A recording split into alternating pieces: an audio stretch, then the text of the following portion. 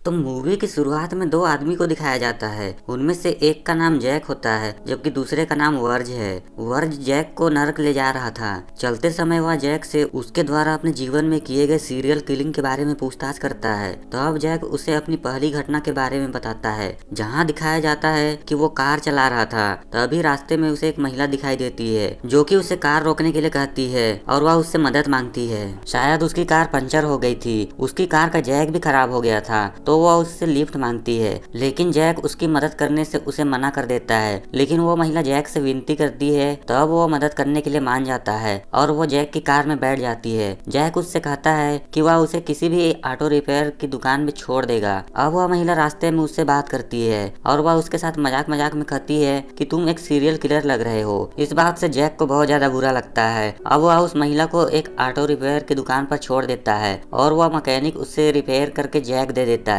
इसके बाद जैक फिर से उस महिला को उसकी कार तक छोड़ने जाता है और जैक भी उस महिला की मदद करता है। लेकिन एक बार फिर से कार का जैक टूट जाता है। इस पर जैक गुस्से में आ जाता है, लेकिन वो महिला जैक से कहती है कि इस सुनसान सड़क पर मेरी मदद करने वाला कोई नहीं है, प्लीज मुझे एक बार और ऑटो मरम्मत की दुकान पर छोड़ दीजिए। अब वो महिला रास्ते में उससे कहती है कि तुम किसी भी एंगल से सीरियल किलर नहीं लगते हो, मैं तुम्हारे साथ तो सिर्फ मजाक कर रही थी, आप बहुत अच्छे इंसान है। अब जैक सीरियल किलर का नाम सुनते ही गुस्से से भर उठता है। जैक कार रोकता है और वो कार में रखे जैक को उस महिला के सिर पर मारता है, जिससे कि उस महिला की मौत हो जाती है। इसके बाद जैक उस महिला की लाश को अपने घर लाता है और वो उसकी लाश को फ्रीजर में रखता है। फिर बाद में उस महिला के कार को कहीं और पर वो छुपा देता है और वो उस कार की चाबियां पानी में फेंक देता है। उसके बाद जैक अपनी दूसरी घटना के बारे में बताता है, जहाँ जैक अपनी कार चलाते हुए एक महिला का पीछा कर रहा था। जैक उस महिला के घर में जाता है। वह उसके दरवाजे को खोलने की कोशिश करता है, लेकिन वो बंद था, इसीलिए उसने दरवाजे की घंटी बजाई। वो महिला जैक से पूछताछ करती है कि आप हैं कौन। जैक उससे बताता है कि वो एक पुलिस ऑफिसर है और उससे कुछ जानकारी चाहिए। और जैक उस महिला के घर में घुसने की कोशिश करता है। फिर वो महिला उसे अपने पुलिस बैज दिखाने के लिए कहती है। इसके बाद जैक एक नया बहाना बनाता है, लेकिन वो उसे घर के अंदर उसके पति के फोटो को देख लेता है तो उसे पता चल जाता है कि उसका पति जिंदा नहीं है। फिर वो उस महिला से कहता है कि वो एक बीमा कंपनी से आया है और वह उससे कहता है कि वह यहाँ उसे कुछ पैसे देने आया है। उसने अपने आप को एक पुलिस ऑफिसर इसीलिए बताया था क्योंकि उन्हें शुरुआत से ही इस तरह की ट्रेनिंग दी जाती है। अब उस महिला को भी पैसों की जरूरत थी तो वो उसे अंदर आने के लिए कहती है। अब वह जैक से चाय या फिर कॉफी के लिए पूछती है, लेकिन जैक कुछ भी नहीं बोलता है। अब वह महिला उस घर में अकेली थी और वह जैक से डर भी रही थी, लेकिन जैक मौका पाकर उस महिला पर हमला कर देता है और उसे मौत की घाट उतार देता है और उसके दिल पर भी चाकू से वार करता है। इसके बाद वो उस महिला की शव को एक कुर्सी में बिठा देता है और उसकी लाश की फोटो लेता है। फिर वो उस महिला के शव को उठाकर कार की डिक्की में रखता है। बाद में जैक घर में जाकर सभी खून के धब्बों को साफ कर देता है और वहाँ के सारे सबूत मिटा देता है, जैसा कि यहाँ पर कुछ हुआ ही नहीं है। लेकिन पुलिस सच में उस एरिया का दौरा कर रही थी तो जैक पुलिस ऑफिसर से कहता है कि वो उस महिला का दोस्त है। वो कई घंटों से बाहर खड़े होकर उसका इंतजार कर रहा है, लेकिन उसकी दोस्त दरवाजा नहीं खोल रही है। फिर पुलिस अधिकारी उस महिला की घर की जाँच करता है, लेकिन उसे कुछ भी नहीं मिलता।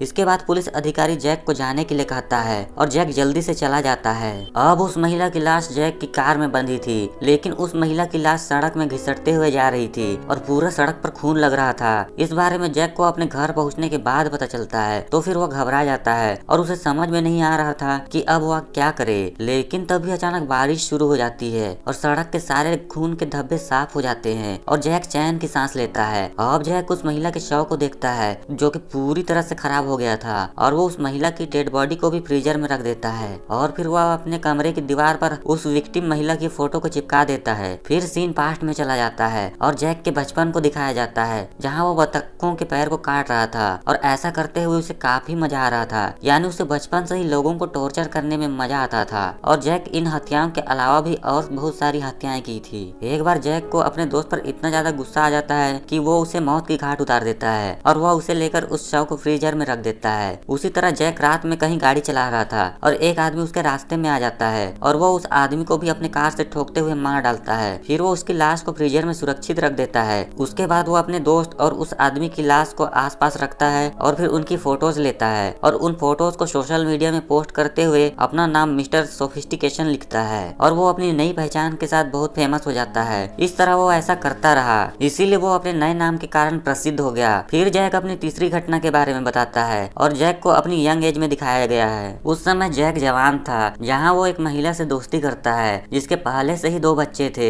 एक दिन जैक उन सभी को शिकार के लिए ले जाता है। अब जैक उन सभी को यहाँ मारने की कोशिश करता है। जब उसके दोस्त का बेटा भाग रहा होता है तो वो उसे अपनी बंदूक से गोली मार देता है। उस महिला का दूसरा बेटा यह सब कुछ देख रहा था और जैक उससे भी मार डालता है। ये सब देखकर जैक की दोस्त जोर जोर से रोने लगती है, पर जैक को इस बात पर भी संतुष्टि नहीं होती है और वो उस महिला से अपने मृत बेटे को खाना खिलाने के लिए कहता है। फिर वो उससे उसकी पसंदीदा अंक को पूछता है। उसके पूछने पर वो उसे 12 बताती है। यह सुनकर जैक उससे कहता है तुम्हारे पास बचने के लिए केवल 12 मिनट है, लेकिन वो महिला नहीं भागती है और जैक उससे भी मार डालता है। फिर वो उन तीनों की लाश को अपने घर ले जाता है और उन्हें वो फ्रीजर में रख देता है और वो उनकी मुस्कुराती हुई तस्वीरों को भी खींचता है। फिर जैक अपनी चौथी घटना के बारे में बताता है। वो जैकलिन नाम के अपने एक दोस्त के पास आता है। जैक और उसके दोस्त जैकलिन के रिश्तों के बीच थोड़ी बहुत अनबन थी। जैक की दोस्त उसे यहाँ पूछती है कि तुम क्या करते हो, तो जैक यहाँ पर बहुत नशे में था। तो वो उससे कहता है कि वो एक सीरियल किलर है और अब तक वो करीब 60 लोगों की जान ले चुका है। तो अभी जैक की दोस्त उससे डरकर बाहर आ जाती है। वो एक ऑफिसर के पास आती है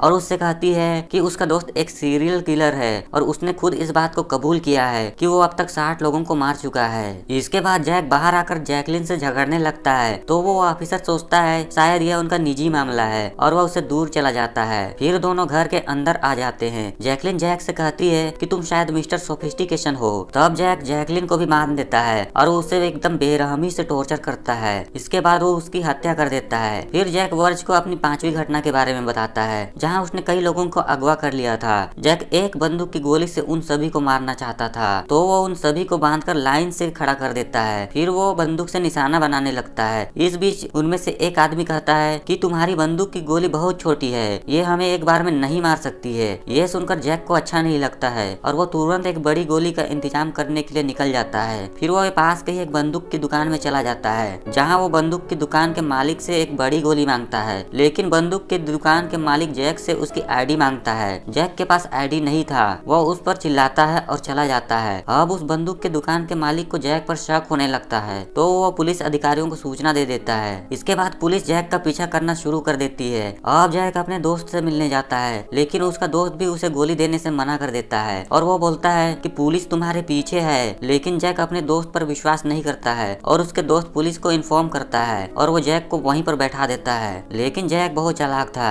जैक अपने दोस्त को अपनी बातचीत में उलझा देता है और उसे गले में चाकू से वार कर देता है और उसका दोस्त वहीं पर मर जाता है और वो वहाँ से एक बड़ी गोली पकड़ लेता है। फिर वो पुलिस के आने का इंतजार करता है और जब एक पुलिस वहाँ पर आता है तब वो देखता है कि जैक के हाथ में बंदूक है और जैक पुलिस को शूट कर देता है। इसके बाद जैक उसी पुलिस वाले के गाड़ी से घर आता है और वो बंदूक की गोली लिए अपने घर में एंटर करता है। वह उस बड़ी गोली को उस आदमी को दिखाता है जिसने दावा किया था कि तुम हमें एक बार में नहीं मार सकते हो। फिर वो उस गोली को गन की मैगजीन में लोड करता है और निशाना लगाने लगता है। ठीक उसी समय उसे एक आदमी की आवाज सुनाई देती है। वो उस कमरे की बत्ती बुझाता है और दूसरे कमरे में चला जाता है। वहाँ पर वर्ज नाम का एक आदमी को वो देखता है, जिसे कि हमने मूवी की शुरुआत में देखा था। वर्ज को हम मृत्यु का देवता मान सकते हैं। वर्ज जैक से कहता है कि मैं यहाँ तुम्हारी आत्मा को लेने आया हूँ। इसके बाद वो जैक को उन सभी लाशों के साथ एक घर बनाने के लिए कहता है। जैक सभी लाशों को लेकर एक घर बनाता है। अब लाशों का घर तैयार हो जाने पर वर्ज उसे घर में इंटर करने के लिए कहता है। घर के बीच में एक गड्ढा था। जैसे ही जैक उस छेद में जाने वाला था, पुलिस वहाँ पर आ जाती है और वो उस छेद में जाने से पहले जैक को निशाना बना देते हैं। लेकिन जैक मरने के बाद उस छेद में गिर जाता है। फिर हमें जैक की आत्मा दिखाई देती है। वर्ज उसे नरक की ओर ले जा रहा था। वर्ज ने जैक को नरक में भेजने का फैसला किया था।